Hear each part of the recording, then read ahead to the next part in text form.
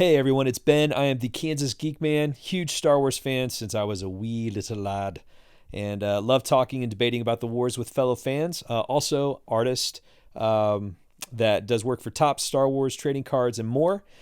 So, introductions out of the way.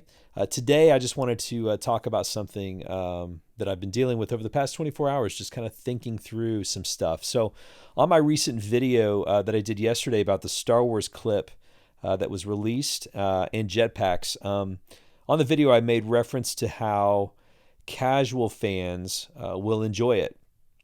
My intention in communicating that was that casual fans they're not going to care about the details, like Poe having seen and fought stormtroopers with jetpacks in a self-titled comic book back in 2016.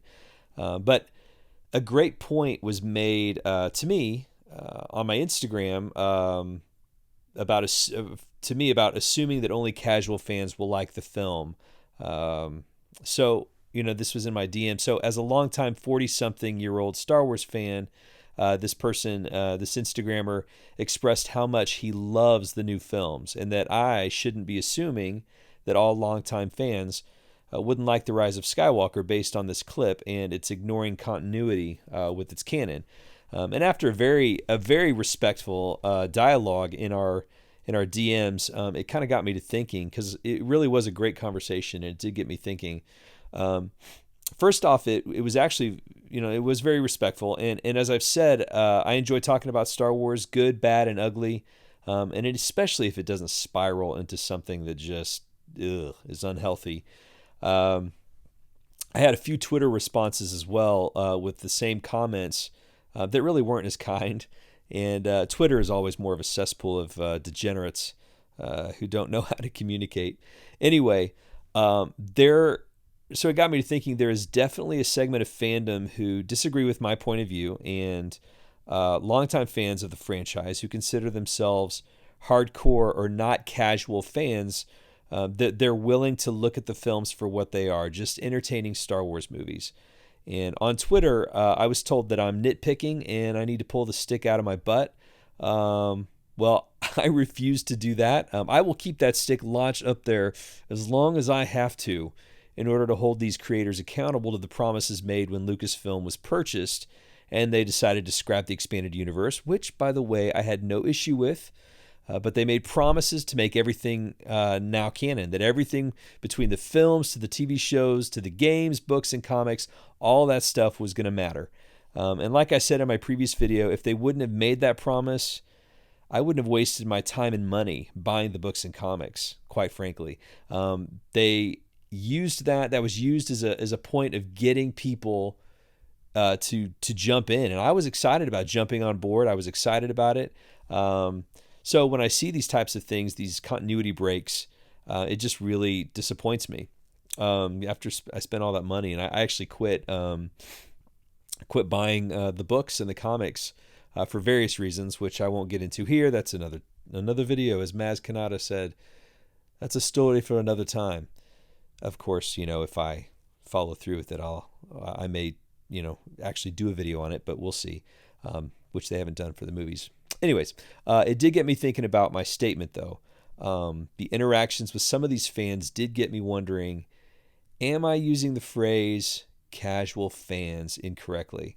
So here are a few kinds of casual Star Wars fans that I have in my mind as I thought about it. Okay, here's three types that I kind of was thinking about and came up with. Number one, the I remember Star Wars fan. These are the moviegoers who will choose to maybe see The Rise of Skywalker because Jumanji was sold out, or they remember how much they liked Star Wars that one time when they were a kid, and they're hoping to see Darth Vader again in action. These folks, these folks are nice people. They're great people. They're just, hey, I remember Star Wars. Let's go see it. I'll go see it in the movie. That's great. Then there's the I like Star Wars fan. These are people who watch the films, have no interest in anything else. They don't have interest in books, comics. And they may watch some of the TV, or maybe encourage their kids to go see a Star Wars They think Anakin from Episode 1 is Luke as a little boy, and they wonder why Rey looked so different in Rogue One, like my dad.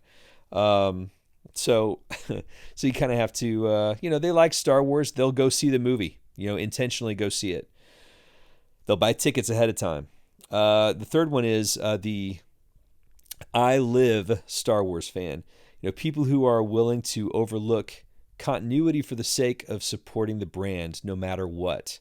And I did think about this label. I thought, well, maybe, the living Star Wars seems to point to being a core fan. But as I kind of look at it, I kind of look at myself, whom I consider a hardcore fan. I mean, I consider myself a hardcore fan. I do.